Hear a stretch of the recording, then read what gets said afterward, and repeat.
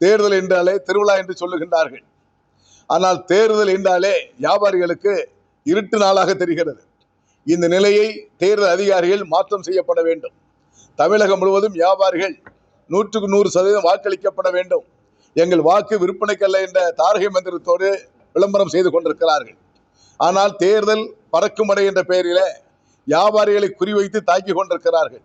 நேற்று இதே கரூரில் 1,13,000 ரூபாய்க்கு அரிசி மூடை ஏற்றி கொண்டு போன வாகனத்தை மடக்கி பிடித்து வைத்துக் கொண்டு எல்லாமே ஆவணங்கள் எல்லாம் முறையாக இருக்கிறது.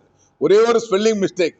செல்போன் என்பது கண்ணகி என்பது கடையில் பார்த்தீங்கன்னா 100 வாடிக்கையாளர்கள் இருப்பாங்க. எங்கிட்ட கண்ணகி என்று 2 பேர் இருந்திருக்கு. இன்னொரு கண்ணகி பேர்ல அந்த போன் நம்பர் இருந்திருக்கிறது.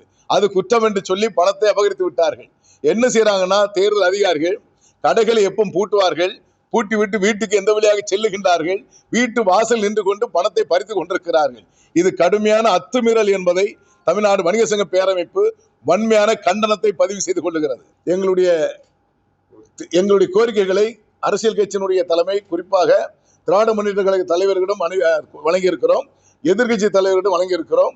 எந்த கட்சிகள் எங்களுடைய கோரிக்கை ஏற்று சுற்றறிக்கை அவர்கள் அறிக்கை தேர்தல் அறிக்கையில இடம்பெற வருகிறதோ அதன் பிறகு அது எங்களுடைய ஆதரவை நாங்கள் தெரிவிப்பதாக தெரிவித்திருக்கிறோம். இதுவரை அது எங்கள் கண்ணுக்கு தென்படவில்லை. இது போன்ற வரிகள், அதில் ஒரு வரிகள் கூட தென்பட்ட மாதிரி தெரியவில்லை.